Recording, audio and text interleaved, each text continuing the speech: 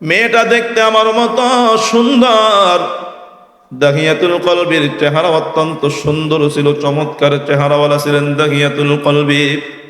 তাই মাঝে মাঝে জিবরাইল আমিন আলাইহিস সালাতু ওয়াস সালাম দাহিয়াতুল কলবির আকৃতি ধারণ করে আল্লাহর নবীর কাছে ওহী নিয়ে আসতেন। দাহিয়াতুল কলবি ডাক দেখায়, নবী, মেয়েটা জন্মগ্রহণ করার পর আমার বিবি তাকায় দেখে মেয়েটা আমার মতো চেহারা পাইছে। এরে আল্লাহর বান্দা, মেয়েটা যেমনই চেহারা পাক, সন্তান যেমনই হোক, মা কিন্তু সন্তানকে মারতে পারে না। কথা বলেন ঠিক কিনা? দেখবেন যে এই সন্তানটা মাজুর হয়, পঙ্গু হয়, ওই সন্তানটার প্রতি আব্বা আম্মার ভালোবাসার দরদর বাইরা যায়। ঠিক কিনা বলেন? নবী ডাক, দাহিয়াতুল কলবি ডাক দেয়া কয়, নবী, সন্তানের চেহারার দিকে তাকায় ওর মায়ের বড় মায়া লেগে গেছে। আমিও বাসায় নাই, আমার চেহারার মতো চেহারা দেখা তার মায়া মহাব্বত আরো বেড়ে গেছে। চিন্তা করেছে, স্বামী যেহেতু বাড়িতে নাই, মেয়েটার দিকে তাকাইলে স্বামী দূরে থাকার কষ্টটা কিছুটা লাঘব হবে। ওগো বিয়ের জন্য আমার বিবি আর মেয়েটাকে মারতে পারে নাই। মেয়েটা অত্যন্ত সুন্দরী হওয়ার কারণে আমার বিবি মেয়েটার নাম রাইখা দিছে জামিলা। কি নাম? জামিলা। মেয়েটাকে বড় যত্ন কইরা আমার বিবি মেয়েটাকে বড় যত্ন করে লালন পালন করতেছে। মেয়েটা হাঁটি হাঁটি পা পা করে বড় হয়। মেয়েটা যখন কথা বলা শিখে ডাক দেয়া, আম্মু, আমার আব্বু কোথায়? কত সন্তানদের আব্বু দেখি, আমার আব্বু কই? নবী গো, আমার বিবি তখন ডাক দেয়া কয়, মেয়েরে, এ জমানার বাবারা মেয়েদেরকে সহ্য করতে পারে না। এ জমানার বাবারা মেয়েদেরকে জীবিত রাখে না। তোমার বাবা ব্যবসা করার জন্য দেশের বাহিরে গেছে, ফিরে আসবে কয়েক বছর পরে। তবে মেয়ের সাবধান, তোমার বাবা ফিরে আসলে তুমি তোমার বাবাকে আব্বু বলে ডাক দিও না। জামিলার মা ভাবছে, মেয়েটাকে আমি গোপনে লালন পালন করব, পরিচয় দিব না এটা যে আমাদের মেয়ে। দাহিয়াতুল কলবি ডাক দেয়া কয়, হুজুর, মেয়েটা তো ছোট্ট মানুষ, বুঝে না। বারবার জিজ্ঞেস করে, মা, কত ছেলেদের, ছোট ছোট ছেলেদের বাবাদেরকে দেখি তাদেরকে আদর করে, আমি মেয়ে মানুষ, আমার আব্বু কই? দেখবেন মেয়েরা কিন্তু বাবাদের খুব ভক্ত হয়। কথা বলেন ঠিক কিনা? বাবার জন্য বড় পাগল হয় মেয়েরা, বাবার জন্য বড় পাগল। বাবায় কোনো কষ্ট দেখলে মেয়েরা সহ্য করতে পারে না। দেখবেন বিবাহ দেওয়ার পর দূরে চলে গেল, ভালো খাবার রান্না করলে বাবার জন্য বক্স করে পাঠায়া দেয়। ঠিক কিনা বলেন? দাহিয়াতুল কলবি ডাক দেয় কয়, নবী, মেয়েটা বারবার তার মায়ের কাছে তার আব্বুর কথা জিজ্ঞেস করে। ওগো নবী, আমারও সফর শেষ হয়ে গেছে, বাড়িতে ফিরলাম। বাড়িতে ঢুকেই দেখি বাড়ির ভিতরে ফুটফুটে সুন্দরী ছোট্ট একটা মেয়ে দৌড়াদৌড়ি করতেছে। বিবিরে জিজ্ঞেস করলাম, বিবিরে, মেয়েটা কার? বিবি আমতা আমতা করে কোনো জবাব দেয় না। হুজুর, ওই মুহূর্তে মেয়েটা ডাক দেয়, আম্মু, এই লোকটা কে? নবী গো, আমার বিবিটা মেয়েটার কানে কানে কয়, এটাই তোর বাবা, তবে সাবধান, বাবা বলে ডাক দিস না। আগে অবস্থা দেখি বাবা তার সন্তানকে ভালোবাসে কিনা, তার প্রতি ভালোবাসা জন্মায় কিনা। ছোট্ট মানুষ কোনো বাধা বুঝে না, যে এটা নিষেধ করা হয় ওই কাজ বাচ্চা ফলাবেন বেশি করে। কথা বলেন ঠিক কিনা? যখনই বলছে এটা তোর বাবা, মেয়েটার দেরি করে নাই, দাহিয়াতুল কলবি ডাক দেয়, হুজুর গো, মেয়েটা একটা দৌড় দিয়া এসে আমার গলাটা জড়াইয়া ধরে আমার গালে চুমু দিয়া কয়, বাবা, তুমি এতদিন কোথায় ছিলা? আমি কতবার তোমাকে খুঁজছি, কত সন্তানদেরকে দেখেছি তাদের বাবাদের কোলে উঠতে, কত ছেলেদেরকে দেখেছি তাদের বাবারা তাদের জন্য মজা নিয়ে আসে। এ বাবা, তুমি কোথায় ছিলা? তুমি কি আমার বাবা? ও বাবা, মা বলেছে এই জমানার বাবারা নাকি মেয়েদেরকে সহ্য করতে পারে না। বাবা, আমি মেয়ে হওয়া থেকে তুমি রাগ করে বাড়ির বাহিরে চলে গেছ। বাবা, সবে তোমাকে আদর কইরা দেয়। হুজুর গো, মেয়েটা আমার গালে চুমু দেয়, কপালে চুমু দেয়। ছোট্ট মানুষ, গলাটা জড়ায়া ধইরা বুকের সাথে লাইগা ধরায়া ধইয়া থাকে। হুজুর, আমারও তো ভিতরে ভিতরে মেজাজ গরম হয়, কারণ আমাদের ভিতরে কোরআনের নূর নাই, হেদায়েতের নূর নাই। আমরা দেখতে মানুষ হইলেও আমাদের ভিতরটা পশুতে ভরপুর হয়ে গেছে। আরে পশু তো পশুর বাচ্চারে মহাব্বত করে, ঠিক কিনা বলে? দেখবেন যে মুরগিটা আপনাকে দেখলে পালায়, ওই মুরগি বাচ্চা দেওয়ার পর ওই মুরগিটাই বাচ্চার সেবের জন্য আপনাকে দৌড়ে ঠুকুর দেওয়ার জন্য আসে, ঠিক কিনা বলেন? যেই গরুটা আপনাকে ইতিপূর্বে কিছু করে না, ওই গরুটা দেখবেন বাচ্চা হওয়ার পর আপনার দিকে বারবার ঘুইরা ঘুইরা তাকে আপনাকে আঘাত করতে আসে। বা পশুর ভিতরে বাচ্চার প্রতি ভালোবাসা আছে। দাহিয়াতুল কলবি ডাক দেখে, হুজুর আমাদের জমানাটা এমন ছিল, আমাদের সব ভালোবাসা আমাদের ছেলেদের প্রতি ছিল, মেয়েদেরকে আমরা দেখতেই পারতাম না। মেয়ে হইলে আমাদের মেজাজ খারাপ হয়ে যাইত, আমরা নিজেরাই হত্যা করে মাটির নিচে জীবন্ত, হত্যা ছাড়াই মাটির নিচে জীবন্ত পুঁতে ফেলতাম। হুজুর গো, এই মুহূর্তে মেয়েটা বলছে, আব্বু আমার কাছে বড় লাগ লাগে। হুজুর, মেয়েটা আব্বু বলাতে আমারও বড় কষ্ট লাগে। আমি বাজারে যাই, মানুষ আমাকে টিটকারি করে, দাঁড়িয়ে রে জীবনে কত মেয়েদেরকে, অন্যের মেয়েকে নিজ হাতে দাফন করলি, আজকে তোর ঘরেই তো মেয়ে, তুই তো মেয়ের বাবা, তোর জন্য কি লজ্জা হয় না? হুজুর, মানুষের কথা আমার দিলের ভিতরে বড় আঘাত লাগে। আমি সিদ্ধান্ত নেই, না মেয়েটাকে আর রাখা যাবে না, মেরেই ফেলতে হবে। তবে এই মেয়েটাকে কেমনে মারবো? 4-5 বছর বয়স হয়ে গেছে, ওর মা তো আদর করে। হুজুর, আমি কৌশল করে মেয়েটাকে আদর করা বাড়াইয়া দিলাম। আমি মেয়েটাকে ভালোবাসি। বাজার থেকে যখন যাই, মেয়েটার জন্য মজা নিয়ে যাই। মেয়েটা মজা পায়, আমার আরো ভক্ত হয়ে যায়, আমার কাছে আসে, আমার গলা জড়াইয়া ধরে, আমার মাথা টিপে দেয়, আমার গালে চুমু দেয়, আমার সাথে সাথে তাকে ছোট্ট ছোট্ট আওয়াজে আব্বু আব্বু বলে ডাক দেয়। হুজুর, আমার মায়া লাগে না, আমার বড় রাগ বাড়তেছে। আমিও মারার জন্য কৌশল একে মেয়েটাকে আদর করা বাড়াইয়া দিলাম, যাতে স্ত্রী সন্দেহ না করে আমি তাকে মেরে ফেলবো। এরপর হুজুর একদিন আমি বিবিকে ডাক দিয়া বললাম, বিবি, অনেকদিন পর দেশের বাহির থেকে দেশে এসেছি, শ্বশুর বাড়ি যাওয়া দরকার, মেয়েটাকে সাজায়া দে। আজকে মেয়েটাকে নিয়ে আমি আমার শ্বশুর বাড়িতে যাব। হুজুর, আমার বিবি মেয়েটারে সুন্দর সুন্দর নতুন নতুন জামা পরায়া দেয়। হুজুর, জামা কাপড় যখন পরায় আমার কাছে নিয়ে আসে, তাকে দেখি আমার বিবির চোখে পানি। এর সন্তান বিপদে পড়ার আগে মনে মায়ের কলিজার ভিতরে জানা হয়ে যায়। সন্তান বিপদে পড়লে নাকি আগে মায়ের কলিজায় ধাক্কা খায়। ওইদিকে বিবি তো সন্দেহ করতেও পারে না, কারণ আমি মেয়েটাকে অত্যাধিক ভালোবাসি, উপরে উপরে ভালোবাসা দেখাই।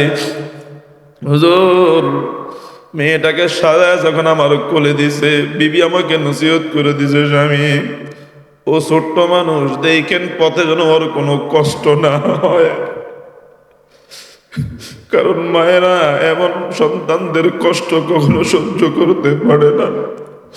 হুজুর, আমি বিবির কাছ থেকে যখন বিদায় নিয়ে আসি, আমার মেয়েটাকে কোলে করে আমি হাঁটতেছি, একটু পর পর তাকায়া দেখি বিবি ঘরে ফিরে গেছে কিনা, দেখি না, ঘরে ফিরে যায় না। আমার মেয়েটার দিকে তাকায় আছে। দেখবেন সন্তান যদি বাড়ি থেকে বিদায় নেয়া কোথাও যায়, ঢাকা যায়, বরিশাল যায়, দেশের বাইরে যায়, মা সন্তানকে বিদায় দিয়া ততক্ষণ পর্যন্ত ঘরে যায় না, যতক্ষণ পর্যন্ত সন্তান চোখের আড়াল না হয়। কথা ঠিক কিনা? ডাক দেয়, হুজুর আমার বিবি আমার মেয়েটার দিকে তাকায় রয়েছে, আর একটু বড় বড় দিকে কাপড় আঁচল দিয়া চোখের পানি মুছে। হুজুর গো, যখন দেখলাম আমার বিবি আর আমাদেরকে দেখতেছে না, তখন আমি আমার মেয়েটাকে একটা আচার দিয়ে কোল থেকে নিচে নামায়া ফেললাম। বলতেছি তুই হেঁটে হেঁটে চল, আমার কোল ব্যথা হয়ে গেছে।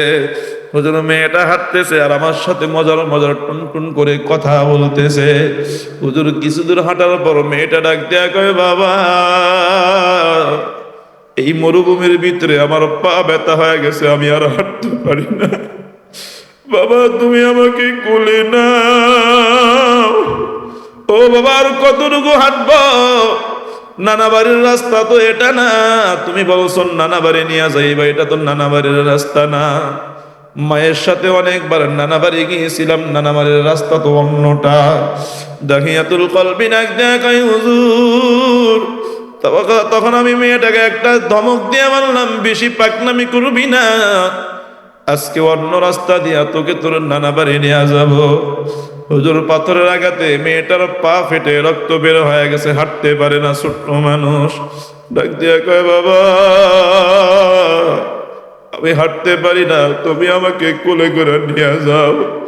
হুজুর মেয়েটা যতবার বাবা বলে ডাকে ততবার আমার খারাপ লাগে, কারণ আমাদের ভিতরে ঈমান নাই, আমাদের ভিতরে হেদায়েতের ছোঁয়া নাই, আমরা কোরআনের ইলম পাই নাই, কোরআনের আলো পাই নাই। হুজুর হাঁটতে হাঁটতে মরুভূমির মাঝখানে যখন চলে যায়, আগ থেকেই মাটি খনন করার শাবল আমি লুকায়া রাখছি। শাবলটা বের করে মাটি খনন করতেছি। মেয়েটা জিজ্ঞেস করে, বাবা এখানে কি করবা? হুজুর গো, আমি বলি আমার কাজ আমি করবো, তুই তোর মতো চুপচাপ দাঁড়ায়া থাক। দাহিয়াতুল কলবি ডাক দেখায়, নবী আমি মাটি কাটি, মেয়েটা দাঁড়ায়া রয় নাই। আমার কষ্ট দিকে মেয়েটা তারা হাত দিয়া মাটি সরে সরে আমার কাজে সাহায্য করে। হুজুর ও তো জানে না এই মাটি ওর জন্যই কাটি। হুজুর মাটিটা খনন করিও, মাটি হাত দিয়া সরায় আর ডাক দিয়া কয়, বাবা এই রৌদ্রের ভিতরে এমন তোমার কি কাজ? যদি এত প্রয়োজন হইত তাহলে তুমি কামলা নিয়ে আনিতা, মানুষ দিয়া কাজ করাইতা, তুমি কেন কষ্ট করতে গেলা? হুজুর মেয়েটা তাকায় দেখে আমি ঘামায়া গেছি, রৌদ্রের ভিতরে মাটি কাটতে গিয়া ঘামায়া গেছি। মেয়েটা ডাক দিয়া কয়, বাবা আসো, তোমার চেহারাটা তো ঘামে ভরে গেছে, আসো আমি আবার জামা দিয়া তোমার ঘামগুলো মুছে দেই।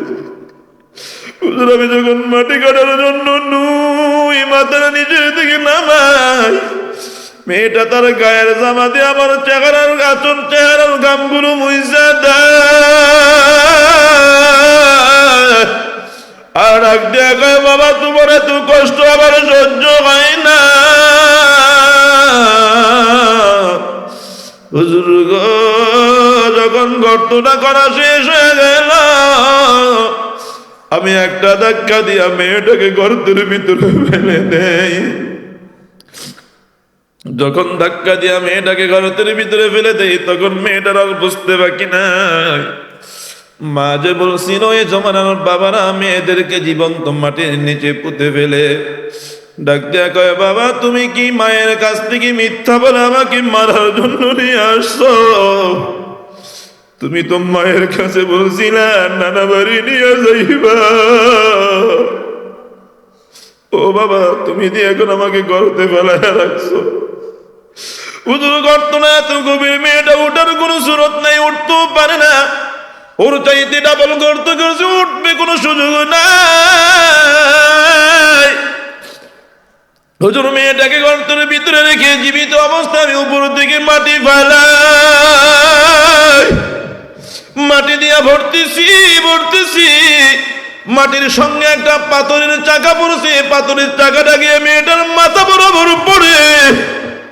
ছোট্ট মানুষ, ডাগা মাথা, নরম মাথা, পাথরের আঘাতটা পড়ার সঙ্গে সঙ্গে মেয়েটার মাথাটা টাস করে ফেটে রক্ত বের হয়। মেয়েটা চিৎকার দেয়।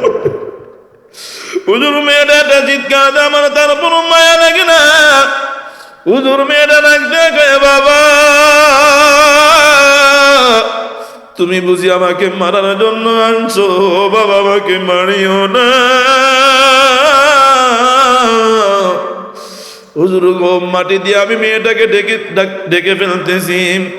মেয়েটা একটা হাত দিয়ে আমার চাদরের আঁচল শক্তভাবে ধরে রাখছে যাতে ছুটতে না পারে, মেয়েটা যেন উঠতে পারে। হুজুর যখন দেখলাম মেয়েটা আমার কাপড়ের আঁচল ছাড়ে না, আমি শাবলটা দিয়া মেয়েটার হাতের ভিতরে একটা বাড়ি মারার সঙ্গে সঙ্গে ব্যথা পায়া চাদরটা ছেড়ে দিছে। এবার হুজুর মাটি দিয়া মেয়েটাকে পুরো ডেকে ফেললাম। মেয়েটা বারবার ডাক দিয়া বলতেছে, বাবা আমাকে মারিও না, ও বাবা আমার কি অপরাধ? আমরা মেয়ে হয়ে জন্মগ্রহণ করা কি আমাদের অপরাধ? বাবা আমি তোমাকে বাবা বলে ডাকি, এজন্য বুঝি তোমার খারাপ লাগে? কথা দিলাম আর কখনো তোমাকে আব্বু বলে ডাক দিব না। ও বাবা তুমি আমাকে ছেড়ে দাও, আমি যেই দিকে মন চাই সেই দিকে চলে যাব। নবী গো, আমি মেয়েটাকে ছাড়লাম না, চাপা মাটি দিয়ে আসতেছি। যখন মাটি দিয়ে আমি চলে আসতেছি, কিছুদিন আসার পর কেমন যেন মেয়েটার কান্নার আওয়াজ আমার কানের ভিতরে। ডাক দিয়া কয়, বাবা আমাকে কেন মারলা? কি আমার অপরাধ? মায়ের কাছে বলছিলেন নানা বাড়ি নিয়ে যাইবা। ও বাবা, নানা বাড়ির কথা বলে তুমি আমাকে মরুভূমির ভিতরে হত্যা করলা। হুজুর গো, এরপর থেকে আমি বাসায় যাই, ঠিক মতো খাইতে পারি না, ঘুমাইতে পারি না, অস্থির অস্থির লাগে। বিবি যখন দেখছে আমার সাথে মেয়েটা নাই, বিবির আর বুঝতে বাকি না আমি মেয়েটাকে মেরে ফেলছি। ভয়েতে কিছুই জিজ্ঞেস করে না, শুধু কান্না। সন্তান হারায় ফেললে মা অস্থির হয়ে যায়, মায়ের ঘুম হয় না।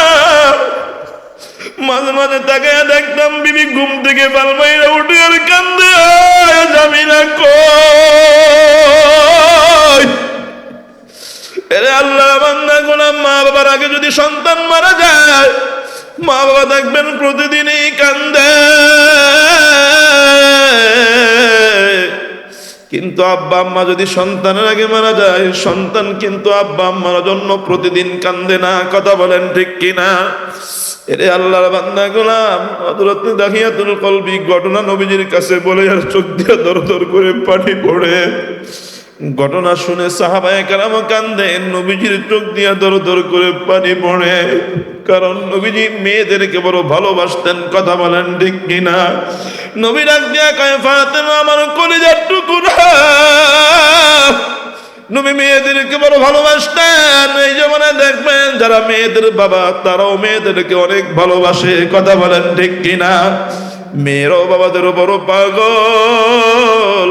নবী ডাক দিয়া কয়, দাহিয়া রে, এমনি পারলি নিষ্পাপ ছোট্ট মেয়েটাকে তুই মারনে? নবী কান্দে, সাহাবায়ে কেরাম কান্দে। দাহিয়াতুল কলবি কানতে কানতে অস্থির হয়ে গেছে। হুজুর গো, আমি যে অন্যায় করেছি আমাকে কি আল্লাহ মাফ করবেনি? নবী ডাক দিয়া কয়, দাহিয়া রে, ইসলাম গ্রহণ করলে আল্লাহ ইসলামের আগের সব গুনাহগুলো মাফ করে দেয়। সুবহানাল্লাহ বলেন। দাহিয়াতুল কলবি ডাক দিয়া কয়, আল্লাহ নবী, আল্লাহ তো মাফ করলো বুঝলাম, কিন্তু আমি তো আমার মনকে বুঝাইতে পারতেছি না। আমরা আগে কি ছিলাম? আগে আমরা দেখতে মানুষের মতো থাকলো, মানুষ ছিলাম না। কথা বলেন ঠিক কিনা?